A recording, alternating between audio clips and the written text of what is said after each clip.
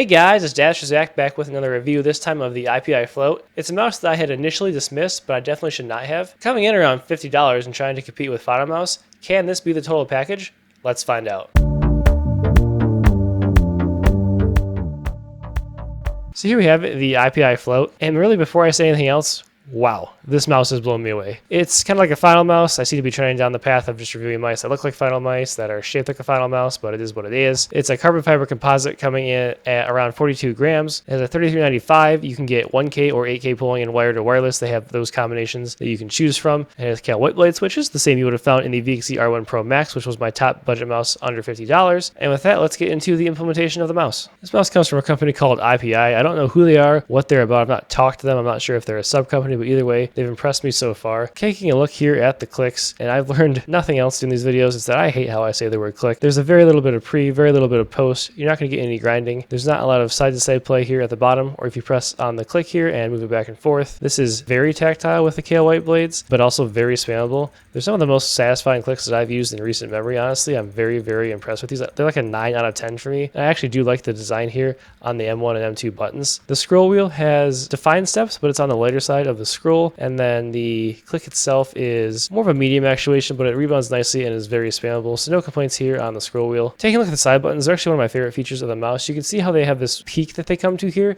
In the center, they protrude a ton, and that makes them really, really easy to find. They're very spammable, and they rebound very nicely, both on the front and the back. There's not going to be a lot of side-to-side play on either of these, which is also impressive. They're not sinking into the shell. There's not a lot of pre-travel. They have nailed the side buttons. They're some of my also favorite side buttons that I've used recently. Earlier, I mentioned that the mouse is made of a carbon fiber composite. I'm not sure if there's like a coating on top of that, or if this is what the composite just feels like, but it's actually just very, very satisfying in my hand. It's a little bit chalkier on the solid part of the mouse. You can feel here on the clicks. I will make a comment about the triangle holes that they have all over the mouse. Because they're smaller than that and what you would find on the Beast X, which I'll compare it to later, I don't really notice them, and they don't bother me at all. I actually feel like they give me like a slightly better grip without being annoying, and I really enjoy that. I don't have grip tape on this, and as I've said before, I've got a weird grip, and I usually put grip tape here because I have like a little offset tilt grip. I can get locked in with this mouse just based on its normal coating or its normal texture, and that's always a huge compliment for a mouse. Build integrity on this mouse is absurd. It's carbon fiber and just over 40 grams. There's zero side flex. It's not moving here on the front. On the back, you can't push on the top. You get the very slightest bit of play here on the top if you really put pressure. Bottom, there's no movement. Front, you're not collapsing it here at the top. This thing is built like a tank, and again, for the price you're getting this at, for the weight it's at, I don't get it. I'm blown away. Looking at the bottom of the mouse, you'll find my only complaint about the IPI Float, and that is that there are black PTFE skates, and they have like the same adhesive problem that CorePads has, in that they pick up every bit of dust that you can come across. I don't really love how they play. I don't hate it either. They're not the worst black PTFE skates that I've used. They're probably the best, honestly, but that's not saying a lot. They're controlled. I perform fine with them, but I will be using this mouse a lot going forward because I like it so much, so I'll be replacing these with some sort of dots that I want to play around with. I will say one more design aspect I like is that they have the battery cover here that shows IPI inside of the mouse. The battery is, however, exposed a little bit on the bottom, which is slightly lower quality than like the Beast X, where it is completely encased. I spent a lot of time trying to figure out why I was enjoying the shape of this mouse, because I don't typically like the Finalmouse medium shape, but I think Eloshapes helped me discover why. You can see the ULX and the Beast X here are pretty much one-to-one, more or less, in their shape and size. But when you look at the IPI Float, it's a little bit shorter in length, and you can see here it's just narrower across the entire mouse. And I think that plays into my grip nicely, so something to note there. It also shares the same sensor position as the ULX, and the Beast X is a little bit further forward of that. Taking a look at the head-to-head with the ULX, there are subtle hump and profile differences here across the mouse, but they are actually very similar. Going head-to-head with the Beast X, this is the medium size. You can immediately see how much wider the Beast X is here in the front, and the comfort groups are a little bit more defined, but there are nice comfort groups here, better than there were on the Dareu A950 Air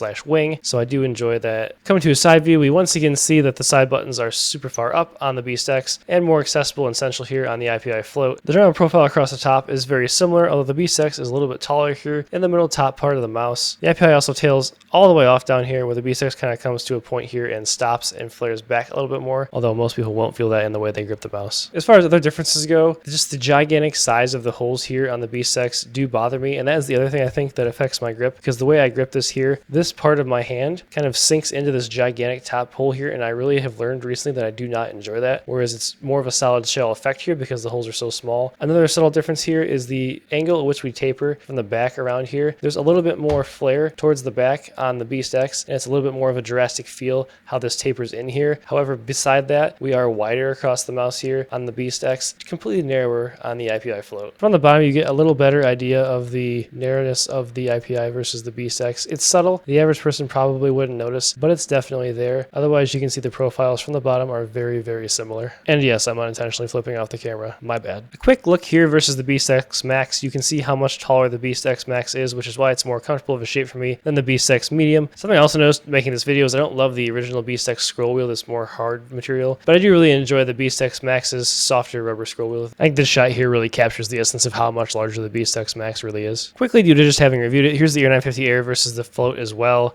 The Air 950 Air is a millimeter taller, and it's pretty apparent here from the side angle. That may give you a little bit more mid-palm support. The Air 950 Air is also tapering off a little bit more here at the front with a slightly lower click height. Tapering off a little bit more quickly here at the back as well than the IPI float. We've got those much nicer comfort grooves here on the float as well. The bottom profile here is very similar, but we do see the N950 Air getting more narrower at its narrowest point than even the IPI float, which is just generally a narrower mouse, which I find interesting.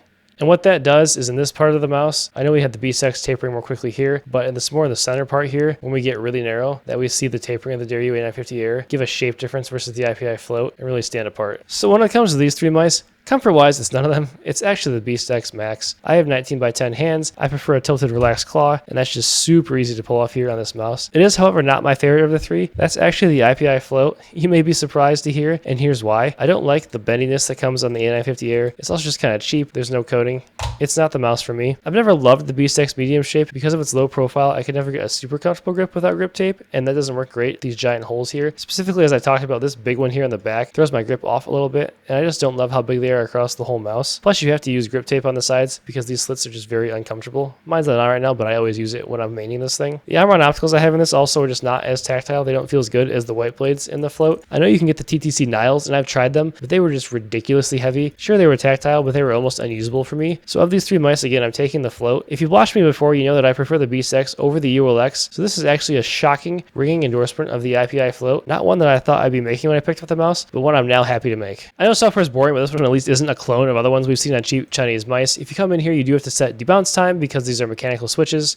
Coming into the config, it has angle snapping, ripple control, and motion sync if you should choose to use any of those. I had no issues with 1mm LOD. Another interesting thing is sensor mode. Gaming is the equivalent of high performance here if you take a look at the description, so you'll want to be on that at all times most likely. And then this does go up to 8K hertz, and I did most of my testing on 2K. Another small note, the easiest way to find this software is actually on Gen3D Tech's Reddit review of the mouse, but I'll also link it in the description. So overall, what the hell? Why is this mouse so good? Depending on what version you get, it's $45 to $55 on AliExpress, which is the only place I've seen that you can pick it up so far. And honestly, it's my favorite mouse in recent memory. I was not lying in the short. This is unseated. The Skyrox V6 is my current favorite mouse. I've been using it for everything, daily driver, aim training, in-game. The performance has been flawless as far as I can tell. It feels great in hand. It's super satisfying to use from every aspect of the mouse. Again, the only downside is skates, and on most mice that I love, that becomes the downside. Even the top tier mice like the Viper V3 Pro, the GPX2 have crappy stock skates as far as I'm concerned. I enjoy the cool design on it. It's the first time I've been able to really enjoy a Finalmouse shape, which is shocking for me and also very exciting. And honestly, it's just redefined how I think about mice. It's narrow and it's low profile, and even with my grip, I can use it, which blows me out of the water. I didn't think I'd be saying this about a mouse with holes with everybody going solid recently, but again, loving it, not bothering me at all. So yeah, just a straight up ringing endorsement from me. I love this mouse. If you like a ULX medium, go check it out. If you didn't, you still might like this and you might have the same experience as I did. I don't know what else to say, honestly. It's so good. Advertised at 42 grams, we have the IPI float coming in completely stock at 42.8 grams. Not bad at all, and very impressive given the high level of build quality. Doing some measurements because deep down I just want to be Rocket Jump Ninja. At the narrowest part of the mouse, which is pretty far forward on the grip, we get 55.7 millimeters.